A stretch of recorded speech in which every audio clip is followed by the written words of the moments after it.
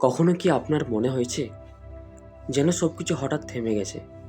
যে পথ দিয়ে আপনি এতদিন হেঁটেছেন সেই পথটাই যেন এখন কুয়াশায় ঢেকে গেছে। যে মানুষগুলো একসময় আপনার পাশে ছিল তারা ধীরে ধীরে দূরে সরে গেছে। যে স্বপ্নগুলো একসময় আপনার চোখে আলো জ্বালাতো সেগুলো আজ কেবল অস্পষ্ট ছায়া হয়ে দাঁড়িয়ে আছে। আর আপনি একটি অদ্ভুত নীরবতার মধ্যে দাঁড়িয়ে আছেন, এমন এক নীরবতা যেখানে নিজের হৃদস্পন্দনের শব্দ পর্যন্ত ভারী মনে হয়। হয়তো এই মুহূর্তে আপনি ঠিক এমন একটি সময়ের মধ্য দিয়ে যাচ্ছেন, একটি সময় যাকে আপনি অন্ধকার বলে মনে করেছেন, একটি সময় যাকে আপনি ব্যর্থতা বলে মনে করছেন, একটি সময় যাকে আপনি শাস্তি বলে মনে করছেন। কিন্তু যদি আমি আপনাকে বলি এই অন্ধকার সময়টি হয়তো কোনো শাস্তি নয়, যদি আমি বলি ব্রহ্মাণ্ড আপনাকে ভাঙছে না বরং প্রস্তুত করছে, তাহলে আজকের এই গল্পটা ঠিক সেই রহস্য নিয়েই। তাই কিছুক্ষণ নিজের চারপাশের শব্দগুলো ভুলে যান, নিজের মনকে শান্ত হতে দিন, আর ধীরে ধীরে প্রবেশ করুন সেই অদৃশ্য দরজার ভেতরে, যেখানে হয়তো আপনার বর্তমান জীবনের সবচেয়ে গুরুত্বপূর্ণ উত্তরটি লুকিয়ে আছে। পৃথিবীর সবচেয়ে অদ্ভুত বিষয়গুলোর একটি হলো, আমরা যখন কোনো ঘটনার ভেতরে থাকি তখন তার অর্থ বুঝতে পারি না, কিন্তু অনেক বছর পরে পিছনে তাকালে হঠাৎ সব কিছু অর্থপূর্ণ মনে হয়। তখন বুঝতে পারি যে ঘটনাটিকে আমরা দুর্ভাগ্য ভেবেছিলাম সেটি আমাদের জীবন বদলে দিয়েছিল। যে বিচ্ছেদটিকে আমরা অভিশাপ ভেবেছিলাম সেটি আমাদের সঠিক পথে নিয়ে এসেছিল।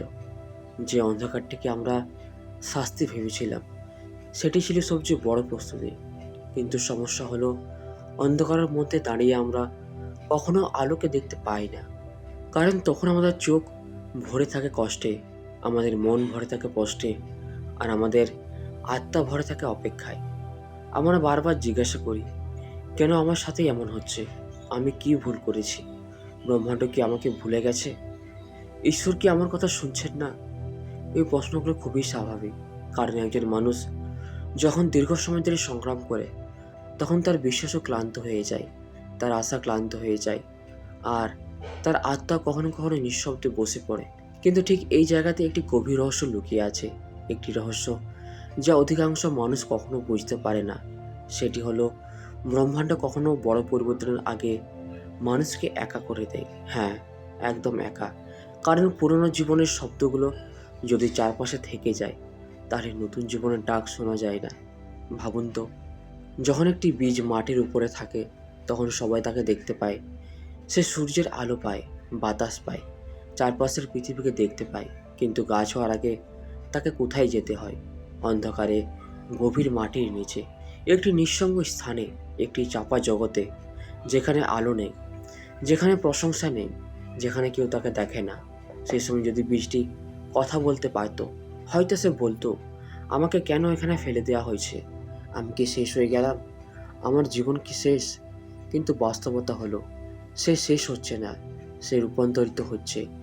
বাইরে থেকে যেটিকে সমাপ্তি মনে হয়, ভেতরে ভেতরে সেটি একটি নতুন শুরুর জন্ম। আর ঠিক এই কারণে আপনার বর্তমান অন্ধকার সময়টি হয়তো আপনার জীবনের সমাপ্তি নয়, এটি হয়তো আপনার ভেতরে এমন কিছু তৈরি করছে যা আপনি এখনো দেখতে পাচ্ছেন না।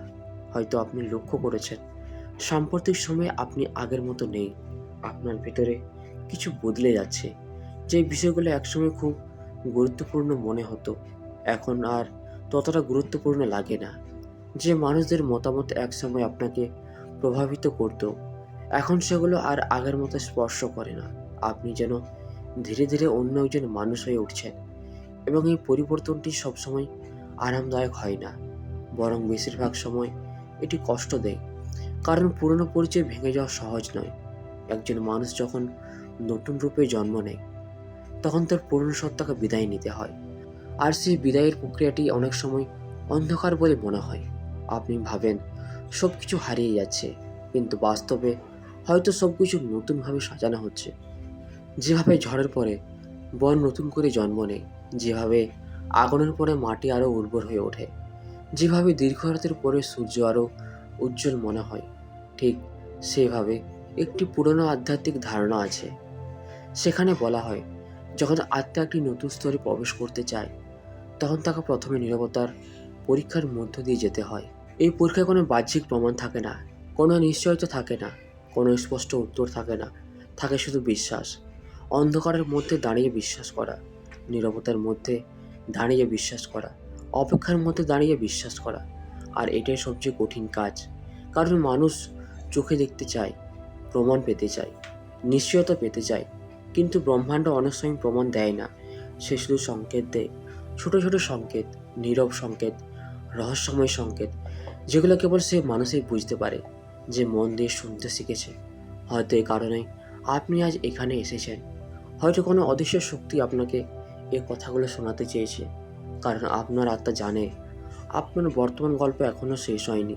আপনার জীবনের সবচেয়ে গুরুত্বপূর্ণ অধ্যায় হয়তো এখনও শুরুই হয়নি। আর এই অন্ধকার সময় হয়তো সেই অধ্যায়ের আগেই প্রস্তুতি মাত্র। এটি গোপন প্রস্তুতি, একটি নীরব প্রস্তুতি, একটি রহস্যময় প্রস্তুতি, যার অর্থ আপনি আজ বুঝতে পারছেন না, কিন্তু একদিন, খুব সম্ভবত একদিন, আপনি পিছনে তাকিয়ে অবাক হয়ে যাবেন। আপনি পিছনে তাকিয়ে অবাক হয়ে বলবেন, এখন আমি বুঝতে পারছি, অন্ধকারটি আমাকে ধ্বংস করতে আসেনি, অন্ধকারটি আমাকে তৈরি করতে এসেছিল। কখনো কখনো জীবনের সবচেয়ে গভীর পরিবর্তনগুলো এমনভাবে ঘটে যে আমরা তার ঘটার সময় বুঝতেই পারি না। আমরা শুধু অনুভব করি কিছু একটা বদলে যাচ্ছে, কিন্তু ঠিক কী বদলাচ্ছে তা ভাষায় প্রকাশ করা যায় না। হয়তো গত কয়েক মাস বা কয়েক বছর ধরে আপনার জীবনেও এমন কিছু ঘটছে। আপনি আগের মতো হাসেন না, আগের মতো উত্তেজিত হন না, আগের মতো সহজে কারো উপর বিশ্বাসও করতে পারেন না। মনে হয় যেন আপনার ভেতরে একটি দীর্ঘ নীরবতা জন্ম নিয়েছে, একটি নীরবতা যা মাঝে মাঝে এতটাই গভীর হয়ে যায় যে নিজের ভেতরেও নিজেকে খুঁজে পাওয়া কঠিন হয়ে পড়ে। আর ঠিক তখনই মানুষ ভুল করে বসে। সে ভাবে, আমার মধ্যে নিশ্চয়ই কিছু সমস্যা হয়েছে, আমি হয়তো হারিয়ে যাচ্ছি। কিন্তু যদি সত্যিটা উল্টো হয়, যদি আপনি হারিয়ে না যান, বরং খুঁজে পাওয়া শুরু করেন। একটি শুঁয়োপোকার কথা ভাবুন। সে যখন কোকুনের ভেতরে প্রবেশ করে, তখন বাইরে থেকে মনে হয় তার জীবন থেমে গেছে। সে আর চলাফেরা করছে না, সে আর আগের মতো নেই। সব কিছু নিঃশব্দ, সব কিছু স্থির। কিন্তু বিজ্ঞানীরা বলেন, সেই সময় তার ভেতরে অবিশ্বাস্য এক পরিবর্তন ঘটে। পুরনো শরীর ভেঙে যায়, পুরনো গঠন বিলীন হয়ে যায়, এবং ধীরে ধীরে জন্ম নিতে থাকে সম্পূর্ণ নতুন একটি অস্তিত্ব, একটি প্রজাপতি। কিন্তু কল্পনা করুন, যদি কোকুনের ভেতরে থাকা শুঁয়োপোকাটি সেই মুহূর্তে নিজের অবস্থা দেখতে পারত, তাহলে হয়তো সে ভয় পেয়ে যেত। সে হয়তো ভাবত, আমি ধ্বংস হয়ে যাচ্ছি, কিন্তু বাস্তবে সে ধ্বংস হচ্ছিল না, সে রূপান্তরিত হচ্ছিল। আর অনেক সময় আমাদের জীবনও ঠিক এমনটাই ঘটে। যে সময়টাকে আমরা পতন বলে মনে করি, সেই সময়টি আসলে রূপান্তরের সময়। তো বন্ধুরা, ভিডিওটি আমরা এখানেই শেষ করছি। ভিডিওটি যদি আপনাদের ভালো লেগে থাকে, তাহলে চ্যানেলটিকে অবশ্যই সাবস্ক্রাইব করবেন। ধন্যবাদ।